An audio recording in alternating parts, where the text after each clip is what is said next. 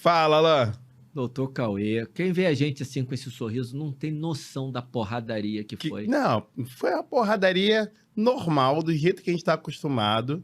Você acha que eu tô de mau humor? Um pouquinho. Tô meio ranzinza. Velhinho, né? Fazer o quê? É da idade. É da idade. Dá os recados iniciais aí. E aí, galera, beleza? Estamos aqui, mais uma resenha Obesidade e Emagrecimento. Eu e o professor Alan Bastos. E, galera, antes de mais nada, se inscreva no canal, curta esse vídeo, compartilhe com todos os professores, com todo mundo da área de saúde que você conhecer, porque é muito importante para a gente divulgar, disseminar conhecimento sobre obesidade e emagrecimento para todo mundo. Acho isso extremamente importante e não podemos esquecer de falar que já estamos com a nossa assinatura aberta, nosso clube de assinatura, segundo eu começo, que é o clube de assinatura com conteúdo exclusivo sobre obesidade e emagrecimento. Galera, tá imperdível, muito conteúdo foda, né? Muito conteúdo, assim, é de ver e falar, caraca, isso aqui é único. É único. O que a gente tá produzindo aqui, eu tenho certeza que é único, porque eu nunca vi, aposto que o Alan também nunca viu, alguma coisa igual, e realmente é algo que nos deixa muito orgulhosos. Então, galera, vá lá, dá uma olhadinha no clube de assinatura, custa pouquinho, né? Assim, Menos de R$1 menos de R$1 por dia, tá? Para você ter um conteúdo que vai ser colocado lá o tempo todo para você. Podcast exclusivo, clube do livro, clube do artigo, clube da notícia, enfim, tem aulas extras, né? Tem conteúdos extras também. Tem uma coisa que, assim, que é muito especial, Cauê, que são os módulos educacionais. Exatamente. Que são verdadeiros cursos sobre tema. E esses módulos vão sendo lançados periodicamente. Você não vai entrar lá e vai estar tudo lá, porque a gente está produzindo conteúdo. É uma assinatura que vai levar... Não é um curso que você está comprando. É uma educação continuada. Exatamente. Aquilo que você vai ler, galera, é muito importante frisar isso. Você vai ler esse conteúdo lá no clube de assinatura e você vai consumindo, digerindo isso ao longo do tempo. Não é algo que você simplesmente vai chegar lá e vai estar tudo lá. Claro, daqui a um ano vai ter muito mais coisa do que tem agora. Então, quem entrar daqui a um ano vai ver tudo lá. Isso aí a gente já sabe. Só que vai continuar tendo mais coisas. Por quê? Podcast exclusivo, lives exclusivas, conteúdo que é produzido todo mês, livro não para de sair, artigo não para de sair. Então, não tem porquê para parar de produzir esse conteúdo sobre obesidade e emagrecimento. Então, galera, entre lá, comece a consumir esse conteúdo, aproveite, menos de R$1 por dia, você vai ter o conteúdo exclusivo e muito robusto sobre obesidade e emagrecimento chegando para você toda semana. Beleza, que agora chega de enrolar, vamos ao episódio. Só antes de ir, aqui agradecer a Betamax, nosso estúdio, que boa água chique pra gente. Esse aí eu nunca vi, nem ouvi, eu só ouço falar. Tô até virando aqui. E só fazer um último jabá, você que está assistindo o episódio antes do dia 26 de agosto de 2023, entra aqui no link da descrição, tem um link para participar do segundo Simpósio Movement de Condicionamento Físico, onde eu estarei, inclusive, ministrando uma palestra sobre a manipulação do volume e intensidade e onde você tem que se preocupar com isso, se é que você tem que se preocupar com isso. Eu vou falar sobre isso no simpósio, que vai ter também o professor André Leta falando sobre treinamento de força e emagrecimento. Para a galera, estou fazendo o jabá do emagrecimento, óbvio. Mas o simpósio, entra aí no link, dá uma olhada que o simpósio está muito rico, só palestrante fera.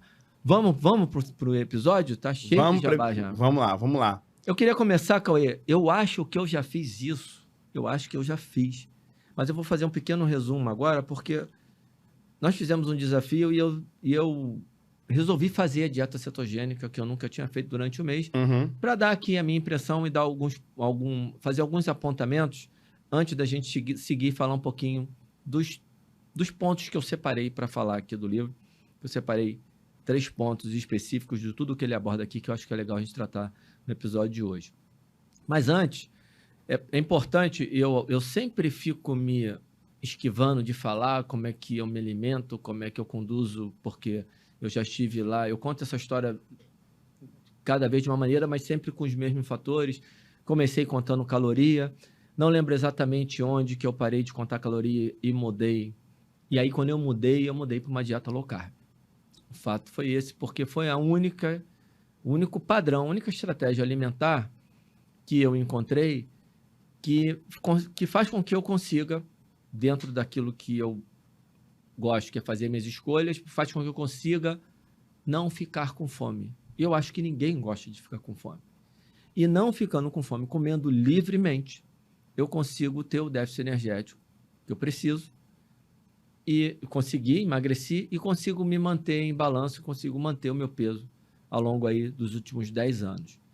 Porém, a dieta low carb, ela pressupõe, obviamente, menos carboidrato, um pouquinho mais de gordura e mais proteína. Mas ela tende a levar para cetose. Tende a levar para cetose. E por que, então, você sempre fez a dieta cetogênica? Não, porque a cetose leva um tempo para acontecer. Eu acho até que os números do Gary Taubes, depois eu preciso revisar isso melhor. Essa semana eu estava lendo um trabalho do Jeff Volek e ele considerou os caras em 0,7, 0,8 já em cetose. O Gary Taubes ele só considera quando você chega em 2,0. E aí, quando você, no final de semana, a gente sai daqui agora, acaba o episódio, vai ali tomar uma cerveja, eu já quebrei o processo. Uhum. Então, eu sou um low carb não radical, que eu não parei de beber cerveja, que eu adoro. Eu não parei de comer um docinho, eventualmente, chocolate ao leite, que eu gosto. Eu diminuí a quantidade, diminuí a frequência, mas isso impedia que eu entrasse realmente numa continuidade de cetose, para ter os efeitos da dieta cetogênica. Aí eu resolvi fazer. Durante um mês eu fiquei sem beber. E é bom falar, o ideal para eu poder realmente observar os efeitos da dieta cetogênica é que eu tivesse ficado uns 3 meses fazendo. Mas eu não vou ficar 3 meses sem beber. Então, eu falei, vou fazer um corte de um mês, vou ter uma experiência. E aí é um pouco mais fácil para mim, Cauê. Eu não tive dor de cabeça, não senti dificuldade nenhuma para treinar, porque eu continuei fazendo tudo que eu estava fazendo, eu só parei de beber. Eu bebi ali sexta, sábado, às vezes domingo é muito difícil eu beber. Então eu parei de beber, cara. E aí muda tudo. E eu lembro de eu falar para você, falar para minha mulher, falar para alguns amigos, das coisas que mais melhorou, e eu não atribuí a dieta cetogênica, porque em tese eu já a faço, mas uma das coisas que mais melhorou nesse período foi a qualidade do meu sono. Minha facilidade para pegar no sono, minha facilidade de, ao levantar na noite, ir ao banheiro e voltar e dormir de novo, e a qualidade com que eu estava dormindo e a qualidade com que eu estava acordando. E eu atribuo isso, estou fazendo uma relação de causa e efeito, que é sempre temerária, mas eu atribuo à ausência do álcool. Então, isso me levou a uma reflexão. Eu diminuí, neste momento eu estou com um consumo bem mais reduzido. Eventualmente eu sei que eu vou dar uma abusadinha, mas eu sei o quanto isso me fez bem. E eu não posso falar aqui dos efeitos da dieta cetogênica, porque, de fato, eu fiquei pouco tempo. Uhum. E não só porque eu fiquei pouco tempo, mas eu meio que já fazia, então não sofri aquelas coisas, dor de cabeça, me senti mais fraco, ter dificuldade para treinar, nada disso. Não tive perda de massa muscular, apesar de no primeiro período ali eu não ter treinado direito, então emagreci até demais, e aí agora eu já estou treinando normal de novo, então já está tudo estabilizado, composição corporal, tudo como sempre foi.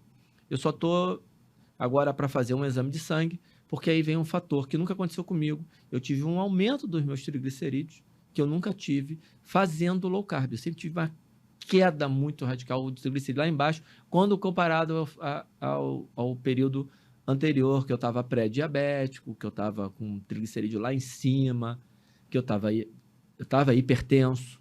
Eu estava efetivamente hipertenso, a Cauê era 15/10. É, uma pressão arterial bem significativa. Essa era a minha... Toda hora que eu dava uma paradinha para dar uma verificada, era ali 15/10, era um negócio complicado. Enfim, então, apesar de ter sido uma experiência legal, ter feito alguns relatos lá no Instagram, para que ela fosse realmente de um impacto, eu teria que ser uma pessoa eu teria que fazer, Cauê, de repente fazer 3 meses comendo normal, engordando, para fazer 3 meses de dieta cetogênica. Eu não vou fazer isso com o meu corpo.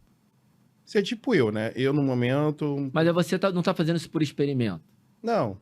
Você está fazendo... Mas eu teria que fazer um experimento de engorda. Eu fiz um período de engorda ali de 6 dias, sei lá, 5 dias. Mais ou menos, né? Enchei pra caramba, ganhei um pouquinho de gordura, muito mais inchaço. E aí depois perdi aquilo muito rápido, mas nas 2 últimas semanas da cetogênica, eu estava perdendo gordura num nível, assim, absurdo. Uhum. Mas aí... É isso. Vamos entrar no livro? Vamos. Quer fazer algum apontamento? Por enquanto, não. Acredito que, assim, a sua experiência com a cetogênica, somado ao que você vai trazer do livro, vai trazer muita coisa pra galera, muito insight legal Beleza. pra galera entender aí como é que foi. Vamos partir aqui. Primeira coisa, o título do livro, Em Defesa da Dieta Cetogênica. Eu e o Cauê não estamos em defesa de nada. Isso é um Muito negócio importante frisar isso. que eu tomei cuidado durante todo o Clube do Livro, inclusive eu fui um pouco repetitivo nisso, porque como eu faço uma dieta low carb, pode ser que tenha um certo viés, eu poderia escorregar e dar uma defendida, e eu não quero fazer isso, porque eu vejo que algumas pessoas funcionam de uma maneira diferente e funcionam bem. Eu trabalho com algumas nutricionistas, de fato, acompanhando, aluno meu que a nutricionista está acompanhando. Tem um trabalho que eu faço em parceria com uma outra nutricionista, que eu acompanho também o trabalho dela. E eu vejo que efetivamente tem gente, cara, que emagrece sem fazer low carb. Então não é a mágica, que é a única coisa que emagrece no planeta. Não é isso que a gente está defendendo aqui. Eu vejo como mais uma estratégia que funciona muito bem. E aí as evidências são muito boas na direção de combate à epilepsia, doença gordurosa no fígado. Então, que tem aí o novo nome que você gosta sempre de frisar. Doença hepática metabólica, né? Isso. Que aparentemente tem um impacto muito positivo quando você vai para a dieta cetogênica. Então, ela tem umas questões que são importantes. Então, tem que saber sempre separar. Porque, cara, o cara tem hipertensão que não consegue resolver com exercício. Ele não tem que tomar um remédio? Sim. Ele tem que tomar aquele remédio. Aí você não precisa tomar aquele remédio. Então, aquele remédio é ruim porque você não precisa. Então, de certa forma, eu estou dizendo que isso aqui é um remedinho para algumas situações. 2 remédios. Também não é só isso que vai fazer a pessoa. Existem outras estratégias. Estou falando dentro do que eu conheço, a gente tem esse ponto. 3 aspectos que eu quero trazer desse livro, Coy. Primeiro é o aspecto do charlatanismo, porque a gente tem, se entrar na internet e pesquisar, inclusive em reportagens, há pouco tempo saiu uma reportagem com as recomendações do que não fazer. E entre as recomendações do que não fazer, eu nem mandei essa para você não ficar puta igual você ficou ontem. Falando que me fugiu a palavra agora, mas recomendando a não utilização da dieta cetogênica como uma dieta charlatã. E o Gary Taubes, ele trata muito sobre isso. Cara, é muito perigoso. Assim, aí é onde eu acho que a mídia trabalha muito em desfavor, né? Muito fazendo um desserviço. Cuidado, vai entrar já no negócio. Tu tá tão revoltado. Não, cara, não é questão de estar revoltado, não. É porque, às vezes, a mídia trata a informação de uma forma tão errada, que a gente precisa dar umas porradas, entendeu? Por exemplo, você me mandou uma matéria na semana passada que eu achei do caralho. Achei muito boa mesmo. E quando eu fui ver, a matéria foi revisada por uma cientista. Eu fui ver o currículo da cientista, né? Ela tem informação, competência para revisar aquilo e dar a informação correta. Então, a reportagem estava boa de verdade, informando com um linguajar bom para o grande público. Isso é muito bom de se ver. Mas quando acontece coisas como você está falando agora, tipo, colocar a dieta cetogênica como uma dieta charlatã, sendo que a gente tem inúmeras evidências científicas sobre a dieta cetogênica, inúmeras, né? O livro é só um apanhado, é uma coisa que o autor, Gary Taubes, defende, mas é só um apanhado daquilo que ele acumula da experiência, a prática dele e das evidências científicas que existem. Que, aliás, eu falo quem é o autor lá no Clube do Livro, eu começo explicando de onde vem, com um pouquinho só da história dele, o suficiente para a pessoa entender o contexto. Então... Não vou me prender nisso aqui hoje. Então, assim, quando a gente vê tudo que tem da base para a dieta cetogênica, né, para que ela seja uma ferramenta, mais uma ferramenta, como você mesmo já falou, e isso é batido dessa forma, caraca, não usa, é uma dieta charlatã, isso aqui é mentira. Cara, isso A gente tem que bater, cara. A gente tem que, de vez em quando, dar umas porradas na mídia em relação a isso.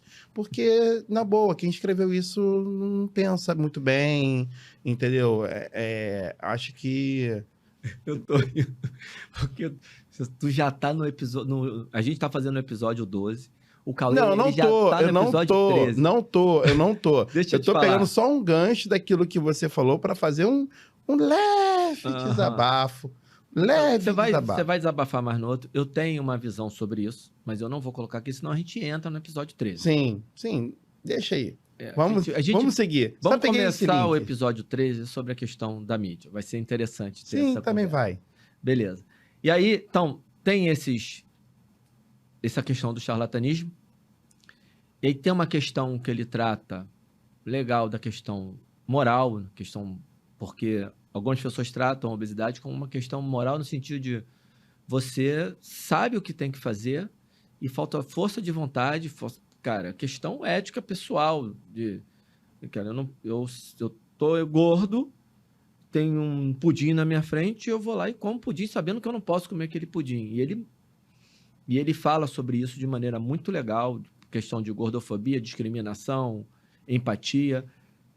Eu vou dar uma passada rápida nesse ponto também. E o terceiro ponto, que é o do capítulo 12, o capítulo 12 e o capítulo 16. Quando eu fiz o capítulo 12, eu falei, no Clube do Livro, eu falei, cara, esse é o capítulo que eu mais gosto. E quando eu cheguei no 16, falei, não, cara, o 16 é o capítulo que eu mais gosto. E quando eu volto no 12, o 12 passa a ser o que eu mais gosto. São dois capítulos muito especiais. E o 12, ele é foda, porque a honestidade intelectual do Gary Taubes no 12 é surreal, porque onde ele trata da nossa ignorância, da falta de conhecimento dele para afirmar a longo prazo se isso aqui é bom ou ruim.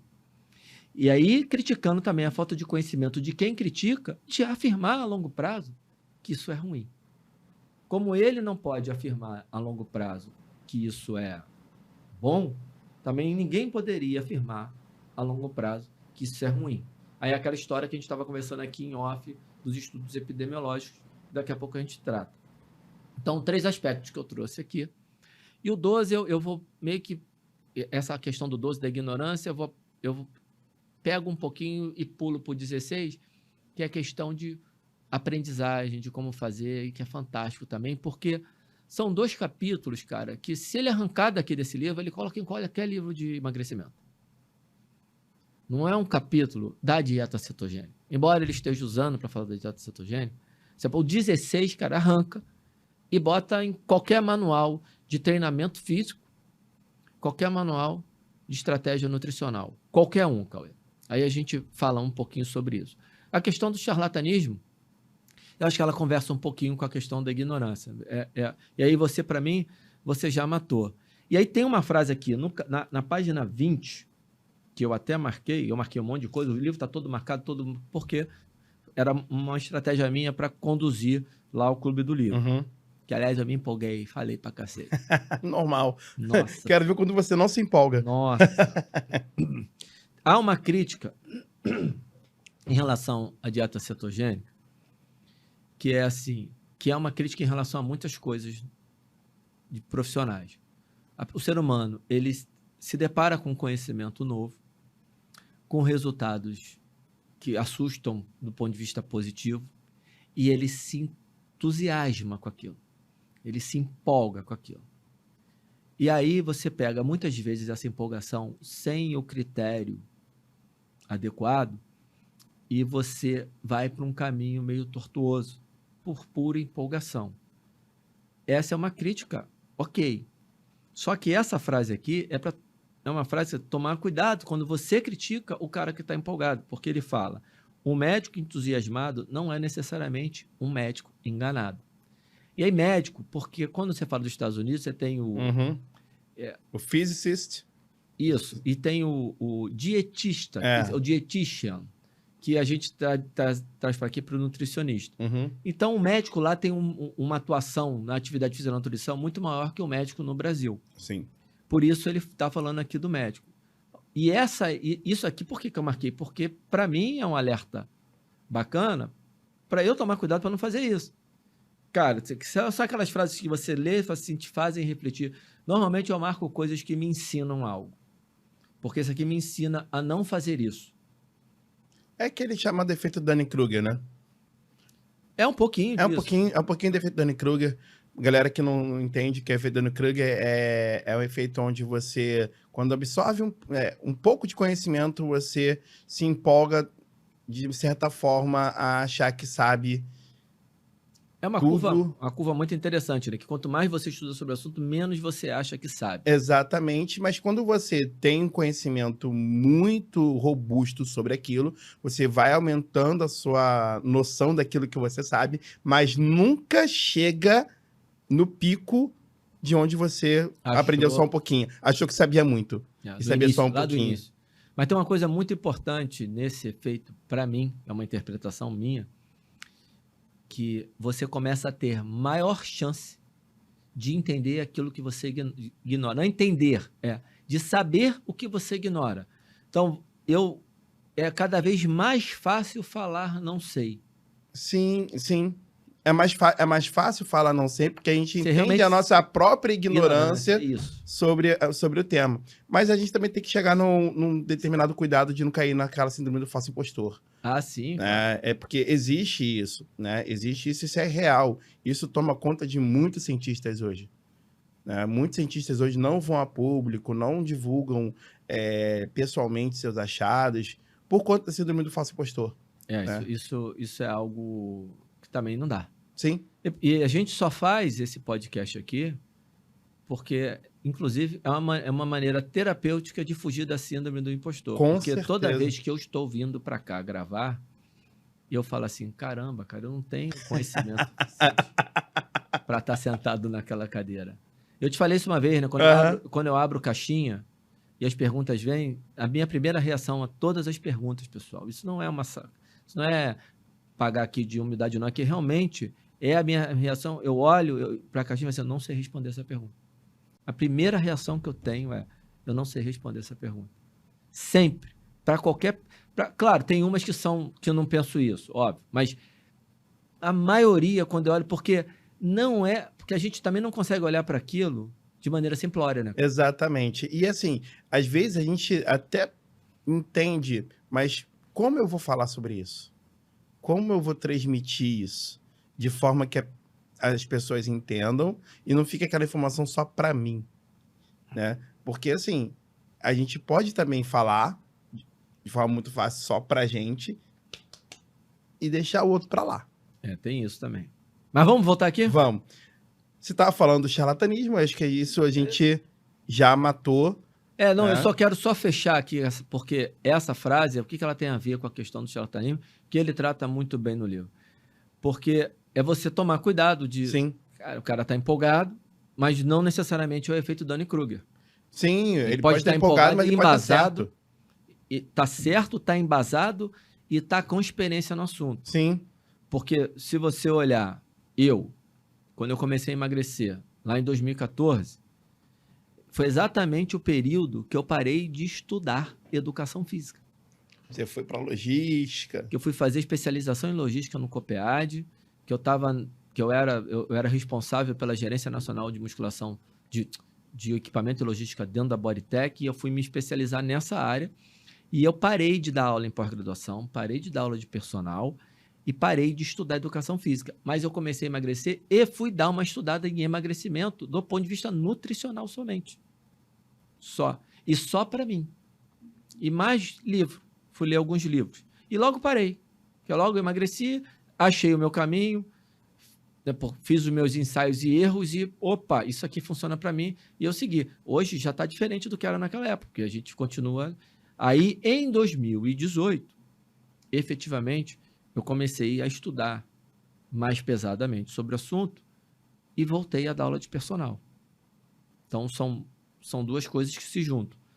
E antes de 2014, eu tenho todo o lastro desde 1997, que eu comecei lá trabalhando com emagrecimento com a galera do jiu-jitsu, porque precisava bater o peso. Todo mundo ficava acima do peso, que eu precisava bater peso a porra do campeonato. E eu com conhecimento de bosta, lidando com aquilo, trabalhando junto com o fisioterapeuta, junto com o nutricionista, já naquela época como provisionado. Enfim, uma história de lidar com o assunto, com um pequeno hiato entre 2014 e 2018, um hiato de 4 anos, que foi exatamente o período que eu lidei comigo para emagrecer, porque eu estava ficando doente, porque eu me vi doente. Então, aí você pega isso e pega eu falando aqui sobre low carb e fala assim, o Alan está empolgado. Tô empolgado, mas não necessariamente estou enganado. Eu me usei como exemplo agora, beleza? Ok, ainda que eu continue achando que falta muita coisa pra gente, por isso que a gente não para de estudar, né? Sim. Senão a gente já teria parado de estudar. Então, essa questão de falar de charlatanismo é a defesa e é a ignorância de quem acusa. Para mim, é a ignorância de quem acusa. Perfeito.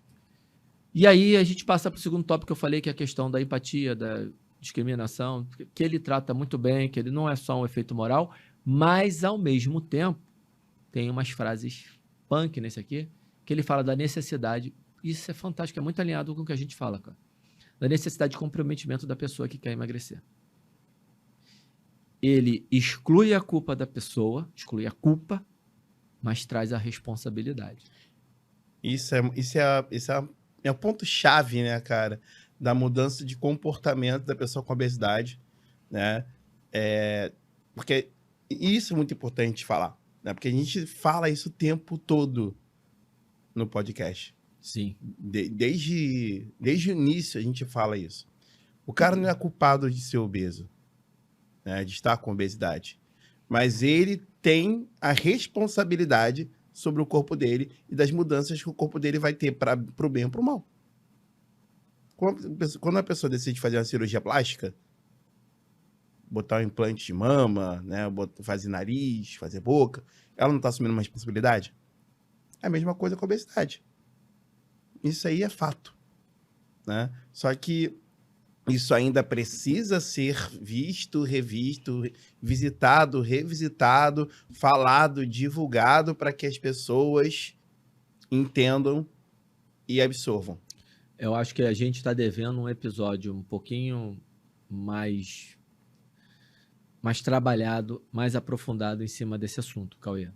A gente fez o episódio da fome, que a gente fala sobre a fome, ele entra um pouquinho nisso, mas a gente precisa, partindo do princípio dessa coisa de falar de romantização, de discriminação, de gordofobia, tem uma notícia comentada, eu falo, uma hora eu falo Clube da Notícia, outra hora eu falo notícia comentada. É a mesma coisa. Aí não, mas aí do ponto de vista comercial, eu tomo, soco da Karina do lado, soco da Mari do outro. Define qual é o nome. Não consigo, galera. Eu tenho essa mania, enrolo todo mundo. Então, lá tá a notícia comentada. Eu faço tem uma aulinha, uma notícia comentada lá sobre exatamente esse assunto da romantização. Os assinantes já estão com acesso a isso.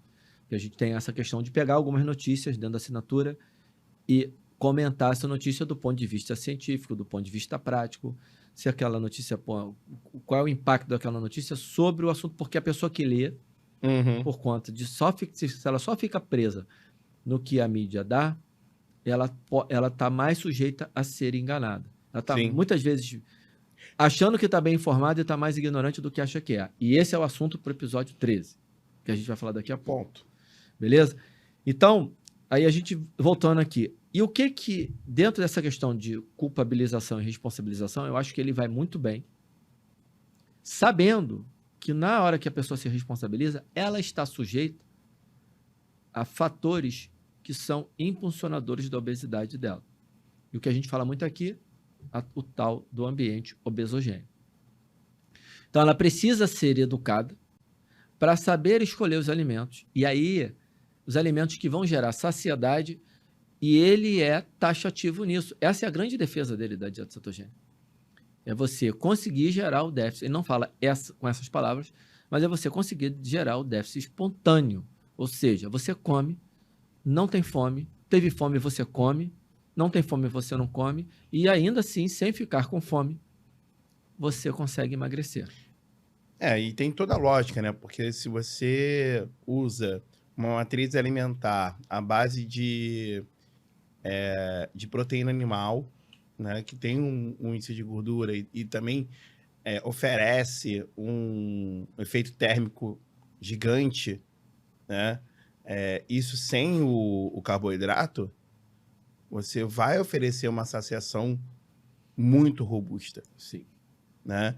E isso, com o tempo, né, as evidências mostram que isso, a saciedade, ela vai aumentando, né? A saciação, ela é rápida, mas a saciedade, ela vai aumentando. Galera, só para contextualizar, saciação é quando você comeu e está saciado. Saciedade é o quanto você está, né, satisfeito ao longo do tempo, tá? Então, a saciedade, o tempo que você está saciado, vai aumentando aos poucos. A saciação, ela é muito rápida, né? E o efeito térmico dos alimentos é muito rápido, é muito alto. Que tu acabou de me lembrar que eu tô devendo essa aula lá no módulo do apetite. Tá vendo, galera? Olha só. Olha, no podcast a gente tá vendo, olha, tem que colocar isso. É muita coisa para colocar. Não, mas no eu tenho anotado aí. Na hora Sim, que eu vou sim, buscar sim. minha anotação, Mas eu só aproveitei para lembrar. É só pra galera ficar ligada que tem muita coisa lá, ainda vai ter muita coisa, e muita coisa que a gente vai lembrando, né? E vai produzindo a partir do momento que a gente vai colocando as coisas aqui no podcast também. Isso aí. Né? Então, assim, acho que é muito importante essa parte do livro. Então, já que você já puxou o gancho da proteína animal, tem uma questão em relação à saciação e à saciedade, e eu acho que até mais para a saciedade, porque a proteína é um macronutriente de maior saciedade. Uhum. Mas não é ela sozinha que gera a saciedade. Se a gente pegar lá a hipótese do Steven J. Simpson e do David Rubenheimer, que eles falam da hipótese da alavancagem proteica, eles também inserem na hipótese os micronutrientes. Então, quando você come comida de verdade, e aí a gente vai entrar num ponto que é muito importante, que é o terceiro ponto, que é o da ignorância. Porque agora eu vou falar um pouquinho da questão epidemiológica, da questão da gordura, porque é uma dieta com alto índice de gordura, e por que não engorda, por que engorda, por que o cara come mais gordura e não engorda. Então, quando você fala de saciedade, se você olha só a proteína, você pegaria um monte de industrializado cheio de proteína e você resolveria o problema. E não resolve. Porque tem uma questão dos micronutrientes.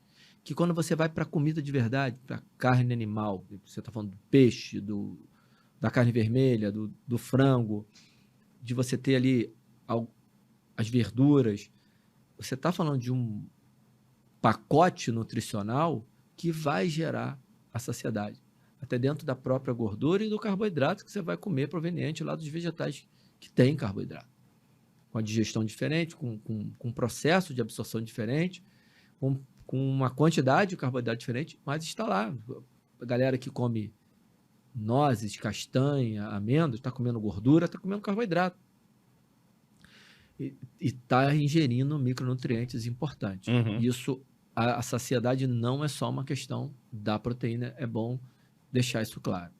Os bons nutricionistas, eu aprendo isso com os nutricionistas, eu não aprendo porque eu não li isso em lugar nenhum, nutricionista que me ensinou. Não, tem absoluta razão, até porque eles sinalizam também. E eu não li isso em lugar nenhum, não. Quando a nutricionista me explicou isso, eu já fiz associação com o trabalho de 2005, lá do Obesity Reviews, que é o trabalho do Steven J. Simpson e do David Rubenheimer, que é a primeira publicação da hipótese da alavancagem proteica, que, aliás, é mais uma aula que eu estou devendo.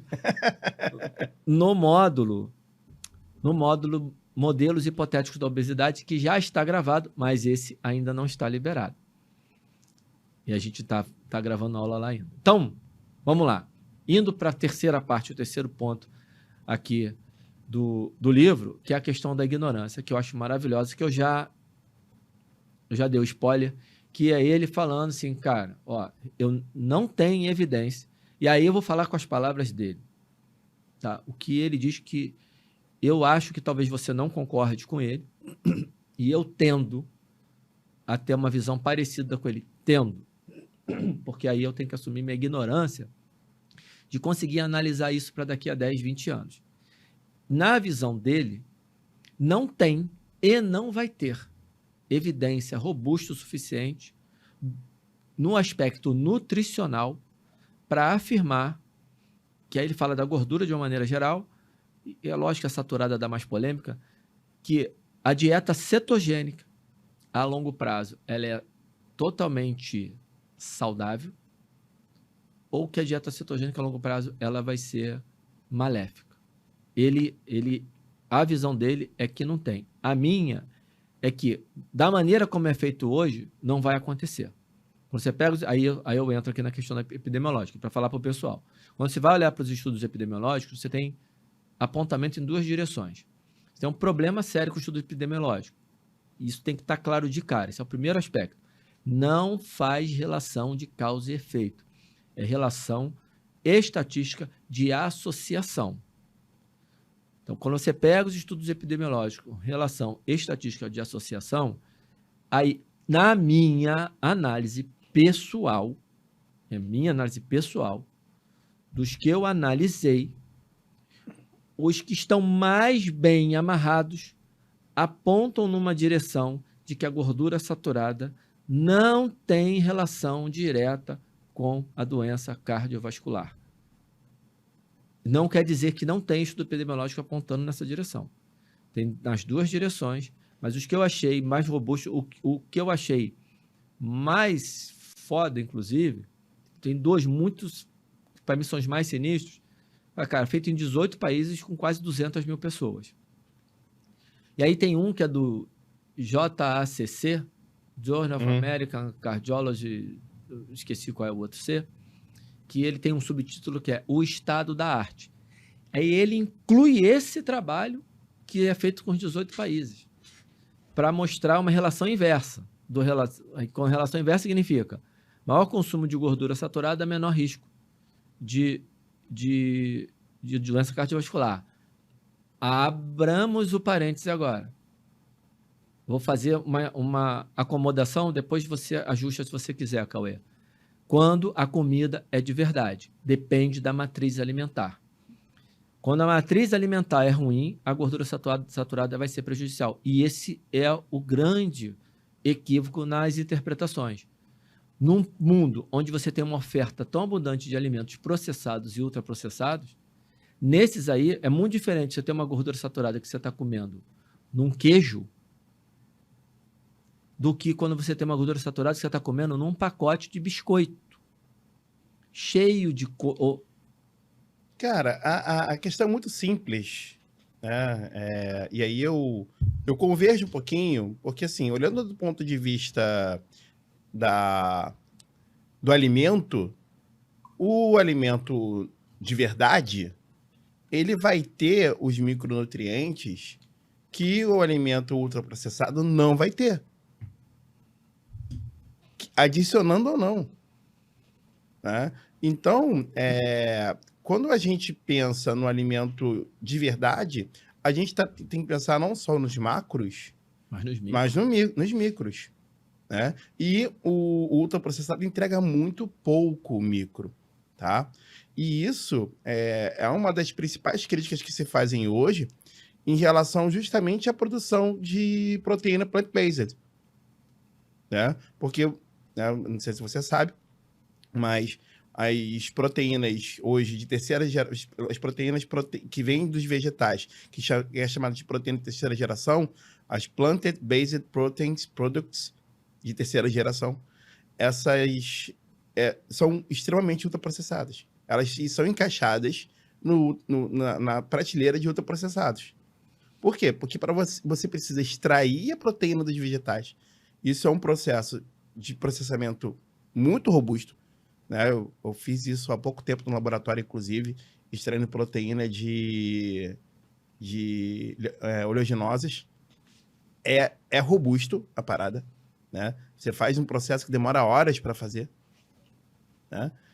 E você ainda tem que colocar aquilo dentro de uma formulação que ofereça sabor e textura. Ou seja, e você precisa adicionar coisa ali, porque ele são essas proteínas puras. Né? Quando você vai adicionando coisas, você vai aumentando a necessidade de outros compostos que você não tem noção do efeito exato que vai fazer no organismo. Mas você está entregando proteína vegetal. Entendeu? Isso já dá um episódio só sobre isso. Exatamente. Então, assim, A questão é justamente... eu tô pegando do que o pessoal hoje considera saudável, entre aspas, porque a gente compara hoje com a comida de verdade, comparando com biscoito, né?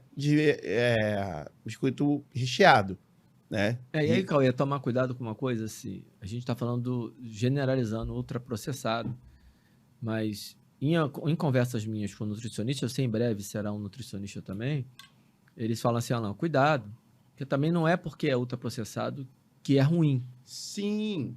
Mas é que, em geral, a gente está falando aqui dessas coisas, um monte de emulsificante, conservante, um monte de anti que vai gerando ali, um monte de adição que faz aquele alimento ser não tão saudável. Sim, mas essa discussão que eu estou falando do plant-based proteins é uma discussão que hoje está muito em alta na literatura. Pra caramba. Né? Inclusive, tem alguns trabalhos que a gente tem feito no laboratório discutindo sobre isso. Mas o que eu tô falando não é valendo o que você tá falando, então, não, eu sei. É só pra gente... Não confunde, não. Confunde a galera, não. É só pra gente pegar isso como um gancho, né? Do que hoje, por exemplo, é considerado mega saudável. A galera vegana vai lá e come, mas é o ultraprocessado que a galera come, né? Versus o biscoito recheado, que é o que a galera onívora come. E que sabe que é besteira. Exatamente. A diferença é que a pessoa sabe que é besteira. Exatamente. Mas, enfim, vamos dar seguimento, até porque... Vamos seguir para o final aqui. Exatamente. Eu quero fechar nesse ponto que eu acho que ele é legal para dar um fechamento. Porque, epidemiologicamente falando, você ainda tem nas mídias tradicionais e alguns profissionais sentando a porrada na gordura. Gordura de uma maneira geral. Ok, beleza. Aí a gente vai para o epidemiológico. Eu chamei mais atenção para a saturada porque ela é a mais atacada. Estamos falando de saturada, monossaturada e poliinsaturada. Não estamos falando de gordura trans, né? Aí a conversa... Aí muda completamente. Então, só monossaturada, monoinsaturada, poliinsaturada e saturada. Saturada. Ok, Cauê? Essas são as que a gente está falando que são ok. Onde a maior polêmica está dentro da saturada. Tudo certo até aí, Cauê? Tudo certo. E aí, do ponto de vista da saúde cardiovascular, a gente tem apontando nas duas direções e eu estou dizendo, dentro do que eu vi até agora, a gente está sempre saindo coisa nova, epidemiologicamente não vejo sentido em preocupar com o consumo de gordura saturada para essa questão. Mas e o excesso? O excesso de qualquer coisa é ruim. E quando a gente vai para o ultraprocessado, a outra coisa que ele faz é facilitar o excesso. Aí a gente entra na questão do emagrecimento. Porque quando você vai para a obesidade, aí a relação muda. Excesso, quanto maior o consumo de gordura saturada, maior o índice de obesidade. O que fica óbvio depois que você fala, que, é lógico que se você... Por quê?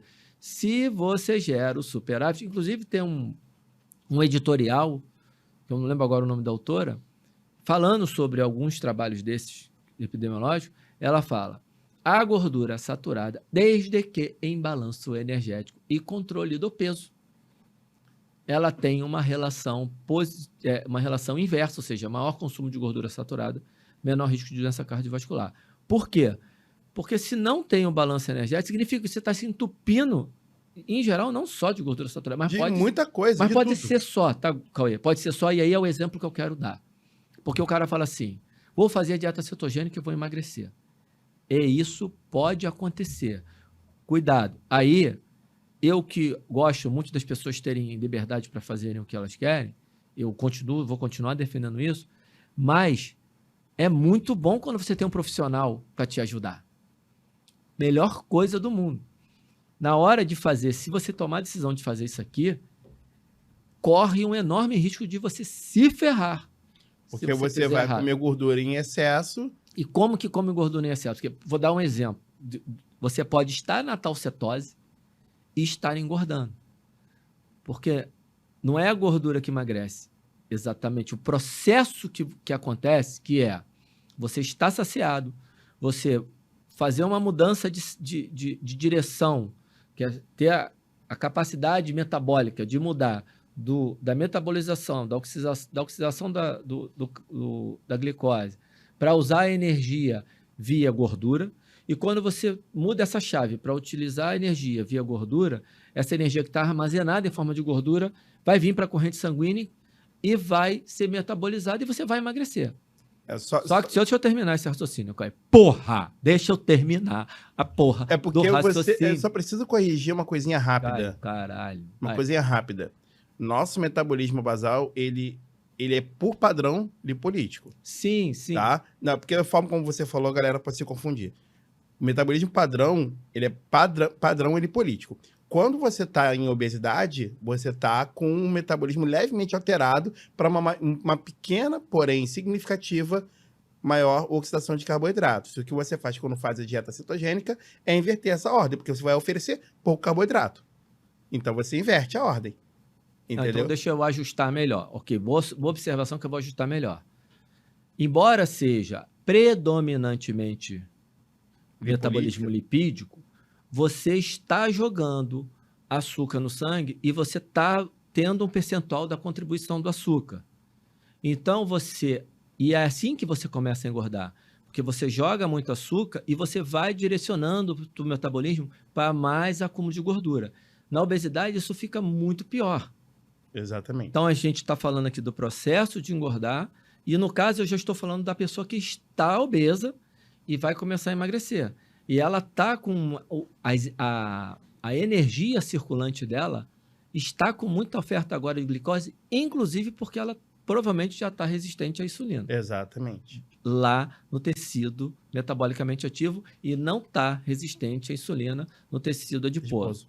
Então, não é uma correção, é um ajuste para botar... Pô, hoje eu tô de mau humor mesmo, né? Em geral, eu falo obrigado pela correção. Obrigado é o cacete. Não é correção porra nenhuma. Eu tô fazendo um ajuste do ajuste agora.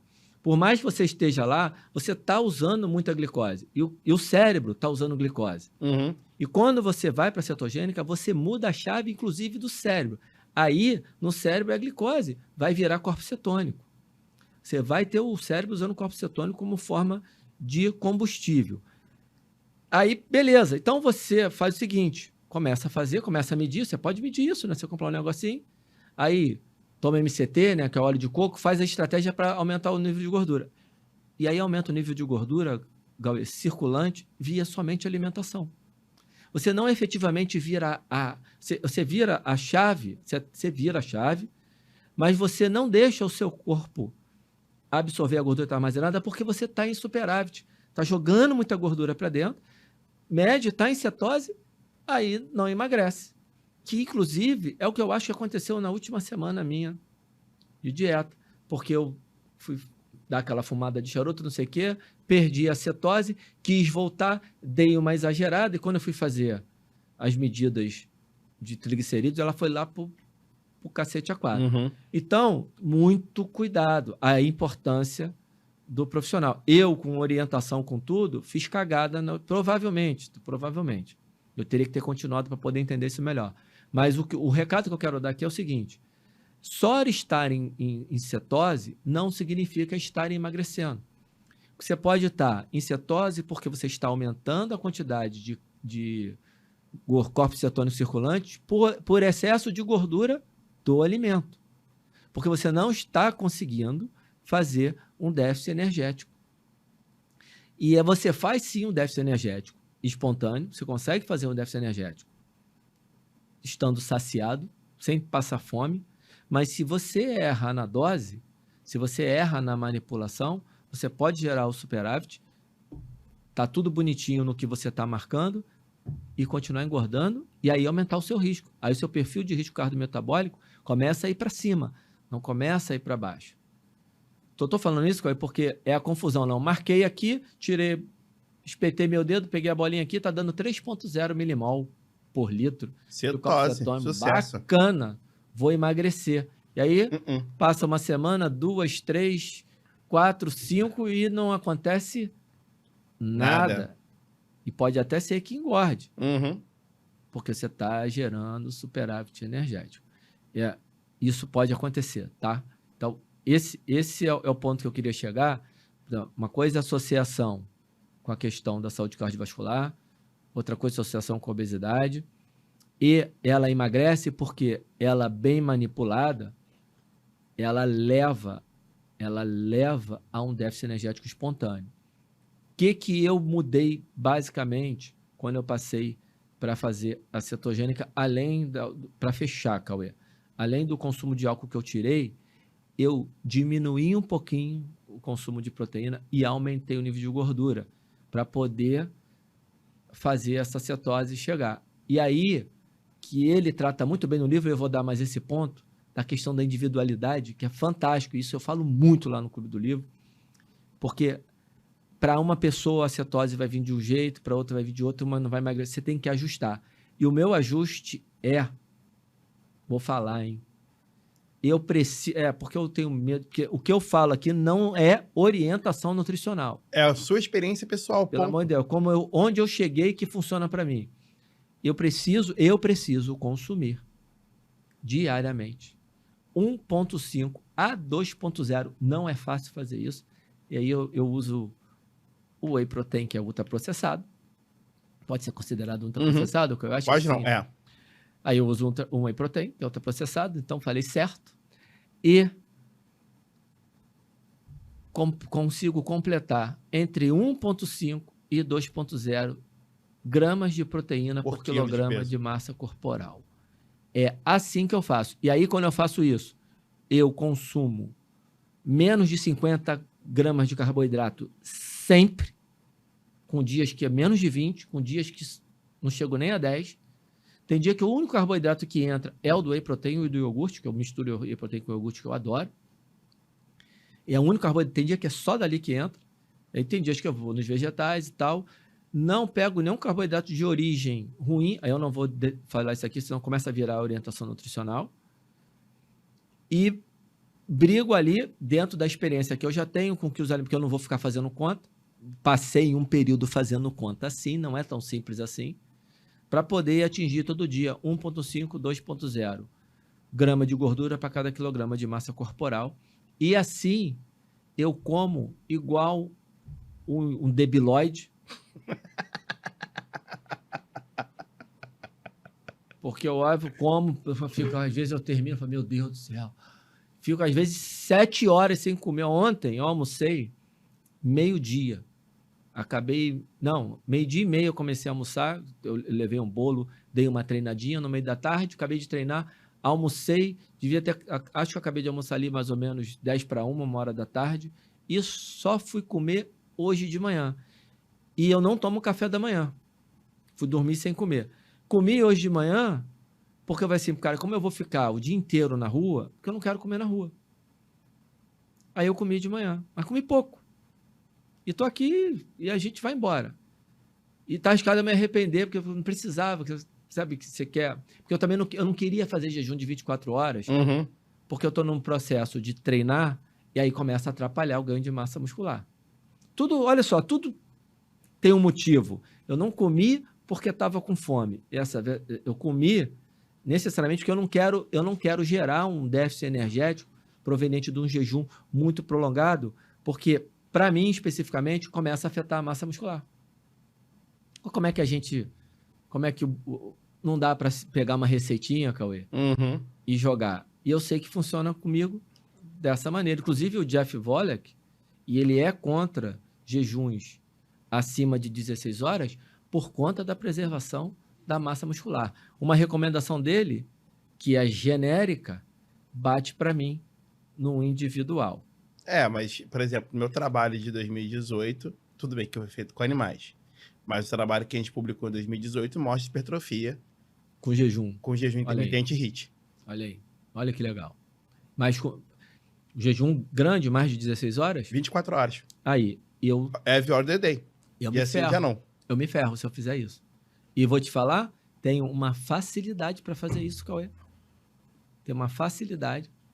Não, assim... Mas sabe o que acontece? Porque a vida é um barato. Sim. Agora que você falou que você viu isso no rato, eu vou experimentar de novo. Tá arriscado não acontecer mais comigo. ou virar um rato. Porque o ser humano não é só a matéria, pessoal. Não é só aqui a biologia, não. Tem a questão psicológica Sim, também, sim. que transcende a matéria. Então, acho que a gente pode encerrar por aqui. Acho que pode encerrar por aqui. A gente já vai entrar no aspecto filosófico da coisa. Ferrou. Aí ferrou. Então A gente não vamos acaba falar aqui. dos guerreiros de final de semana, da mídia, da imprensa mundial e nacional. E aí você poder xingar todo mundo no próximo episódio. E lembrando, galera, o próximo episódio, ele é exclusivo dos assinantes do Clube de Assinatura Segundo Eu Começo. Então, se você ainda não é nosso assinante, corra já.